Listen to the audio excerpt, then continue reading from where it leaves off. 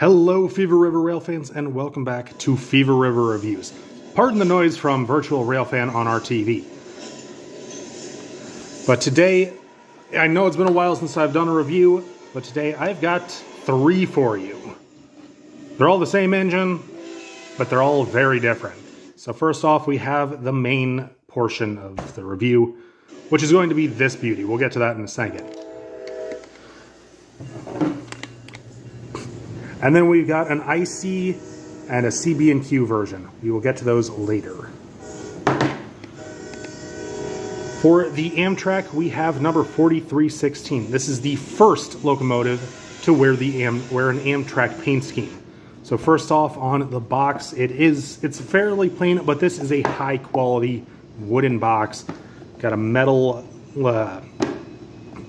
information plate there with what livery it has, cab number, and the Rapido logo. Absolutely nothing else on anywhere else on the box. Let's go ahead and pop it open and take our first look. So on top we've got all the paperwork, including the parts diagram. A lot of parts. A little information about their newsletter. Go ahead, pause to read that if you would like. We've got the operating manual. As per usual from Rapido, this thing is full of jokes. It's hilarious. If you just need something fun to read, go ahead and look up one of these. And we also have a certificate of authenticity. A very limited number of these units have been produced, and we have signatures from the president, CEO of Rapido, and the brand communications manager of Amtrak. This doesn't have a number of however many. All it says is that right there. Typical stickers, Rapido, Certified Nerd, SW1200, and the bus. Detail packs, we've got some steps, looks like. Steps and ladders. We got two other packs. We've got a pen.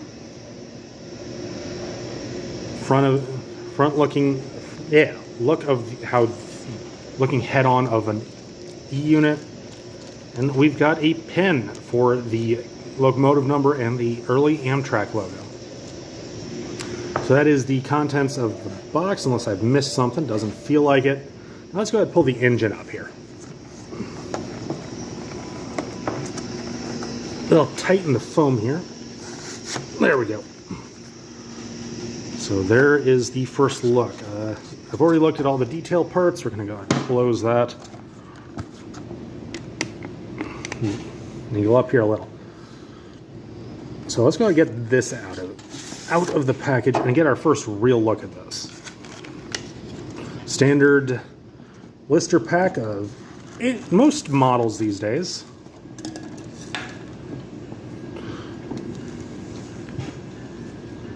Pulling the plastic off, it's got a nice finish on it, not too glossy. And let's see, make sure I'm not grabbing onto any details, and up we go. Nice heavy unit. I'll get to scale out in just a minute. But like I said, this is the 50th anniversary version, and Rapido is really proud of this thing. I'm not sure offhand of the MSRP. The box that we picked this up in has two prices on it. One price is $345, and it has a sticky note saying reduced down to $285. Austin, man, the purchaser, Austin, say hi. Hi. That's awesome. I'm getting you the MSRP of it. Yeah. He's getting what Rapido is charging for this. What he paid was $280. I believe that's what he paid for all three of these. Yes, these are all his. While I like the look of these units, I'm not paying that much for, well, I'm not going to say that. I would pay that much. But the thing is, these are definitely not budget-friendly models.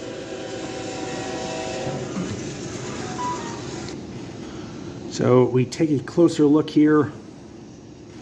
Got metal etched vents at the top. Got the steam generator, radiators, and exhaust for the dual engines.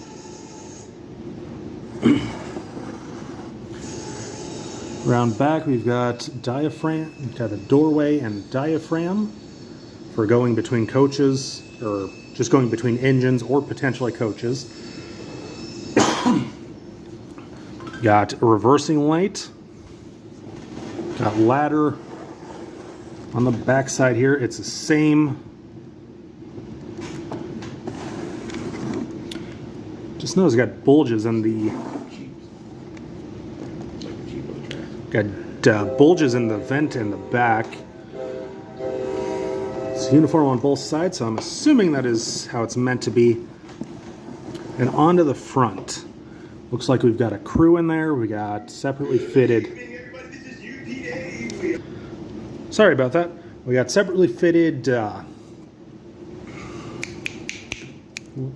windshield wipers. Got class lights. Looks like there isn't a door put into the nose.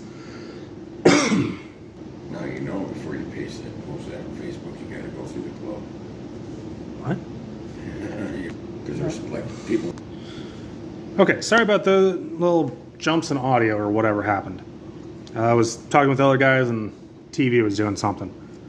But Austin just got me the MSRP and it is about $400. $399.95 plus tax, probably $420 some. Probably. Like I was saying, front end details, coupler, got air hose. Looks like we got MU cables as well.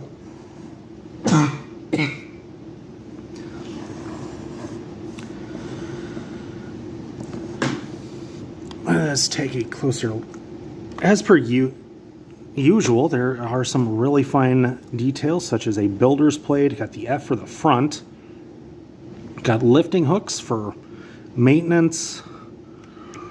Over here at the fuel tank, we've got the water inlets for the steam generator. Got the fuel cap.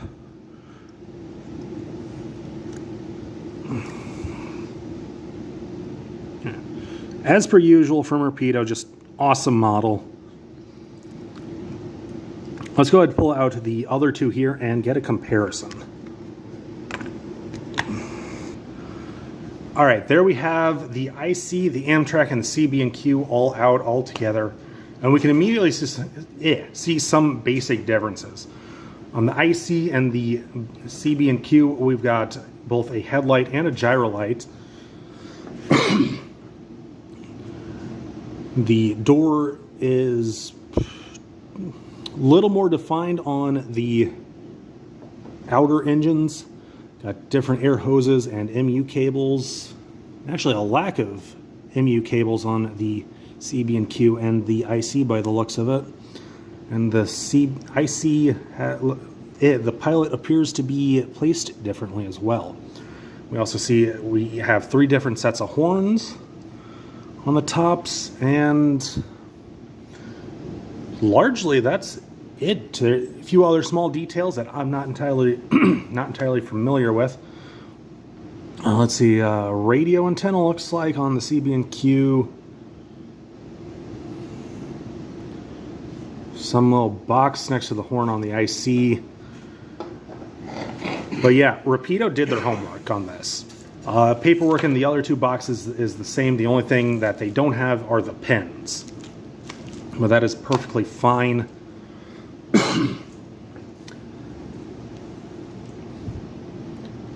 So let's go ahead and take a closer look at the IC and the CB&Q. So starting here, we've got the builder plate right there. Focus. There we go. F for front. We do not have the water marks or the fuel filler. So a little different along the side.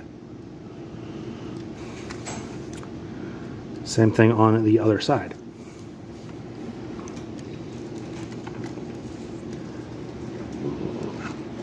On the CB&Q, once again, builder's plate, though slightly different due to the rail right there.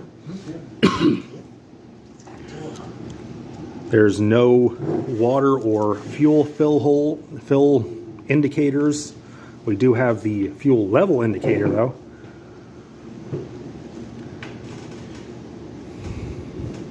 See, and all three of these have different steps going up the side of the nose. On the CB&Q, we've got the step off the pilot. We got a ledge right there above the truck, steps up, and a handrail along the cab. On the IC, there's no steps on the pilot or along the nose, so the only option is to utilize the regular steps coming up to get in the cab and climb over. Then on the Amtrak, has steps on the driver's side, on the engineer's side, but not the conductor's side. So that is about all I can see offhand. I'm sure that I'm probably missing some stuff, but we're going to go ahead and get over onto the track a little bit here. There's a walkway on the E units there to get to the Yes. front for service. Yes. It's different on each one.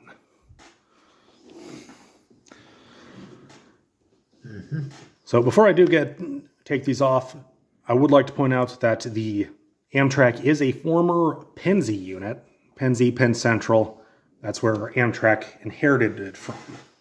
So let's go ahead and get over onto the track, do initial startup of the main one we're here to see. These are all largely going to have the same sound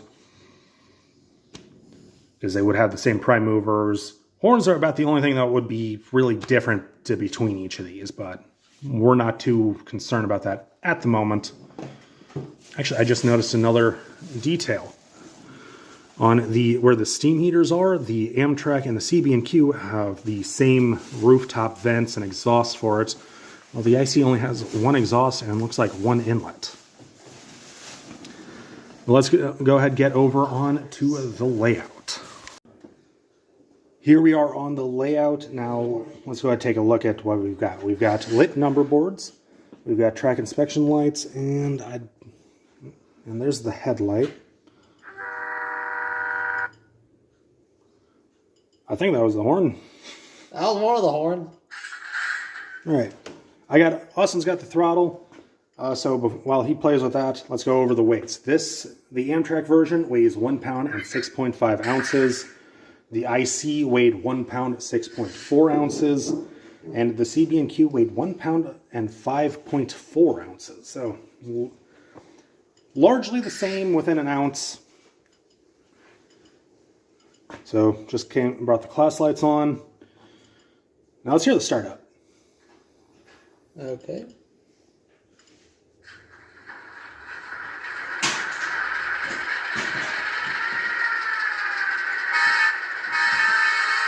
There's your horn.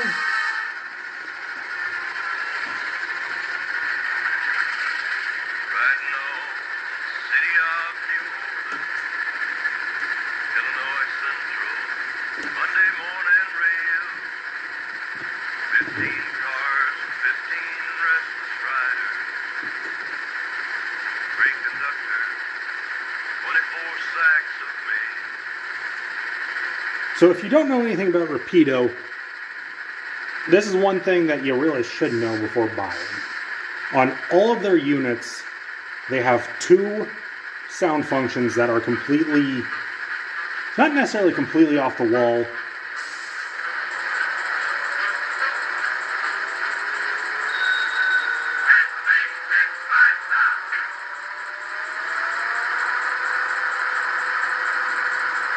They're not entirely off the wall, but they're just kind of fun. On the SW1200s, they have There's three of them right there. Oh, this has 3.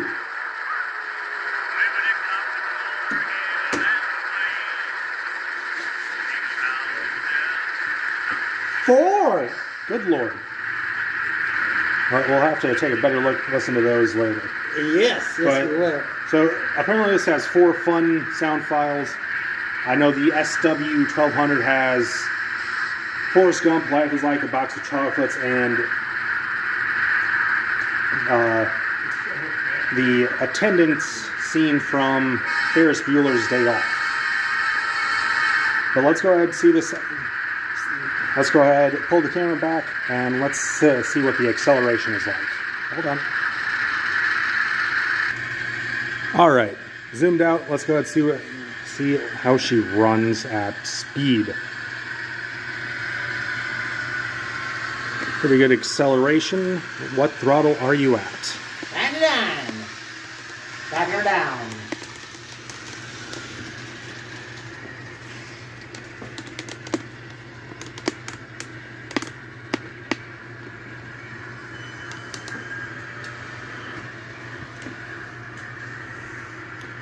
And now bring her back.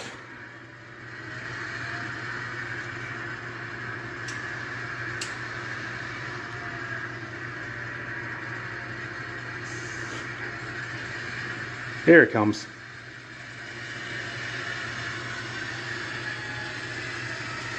Took the switches out there pretty good.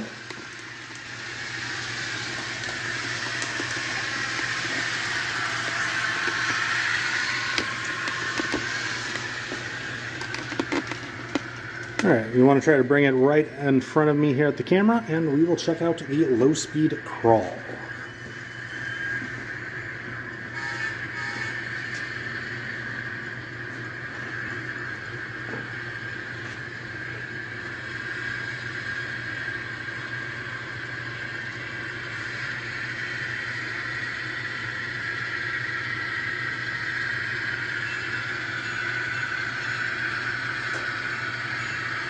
Nice bell function.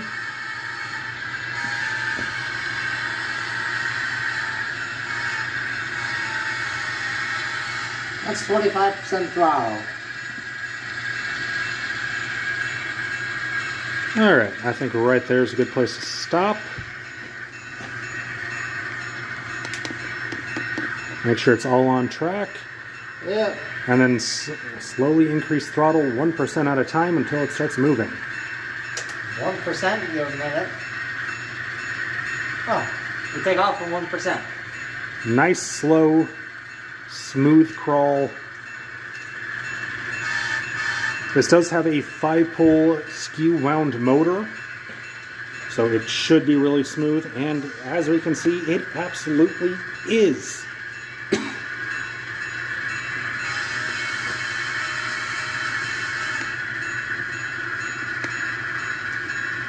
Full stop. 1% in reverse.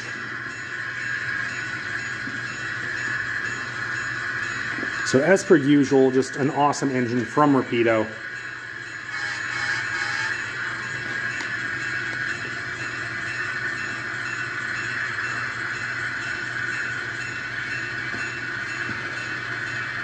Meanwhile, the Porcato in the back there is sadly looking at its replacement for our main Amtrak power around here.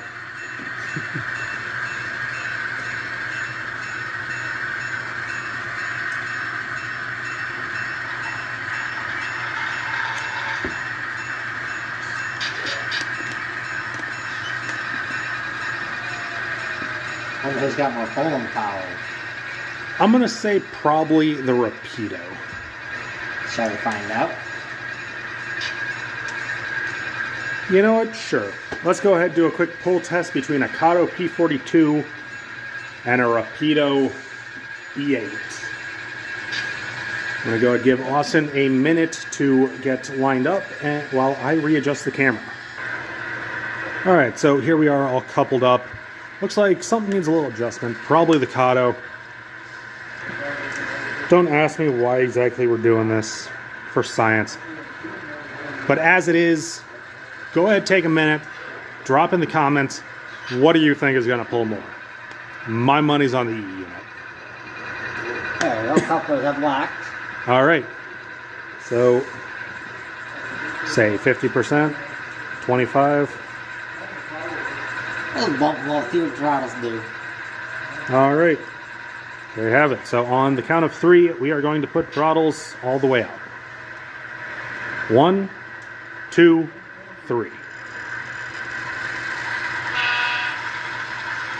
Really now? Oh. Okay.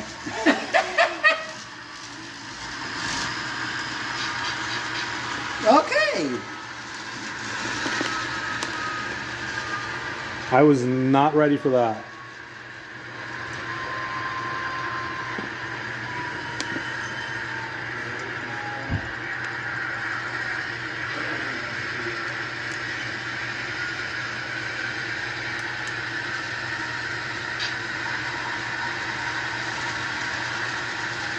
At just 5% throttle, the Kato is walking away.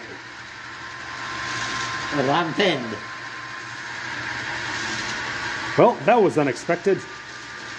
Oh, evening out. Probably not good for the motors, especially since the E-unit hasn't been broken in, but who does break-in runs these days? But anyhow, I think that'll probably do it for this review. Thanks for watching.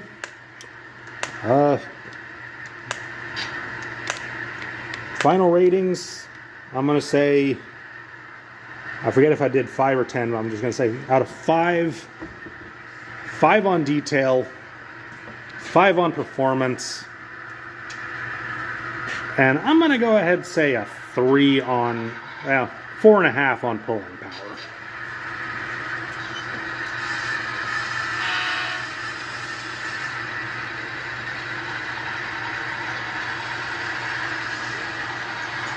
So I guess that proves once and for all that P-42s are the superior or a passenger unit in the U.S.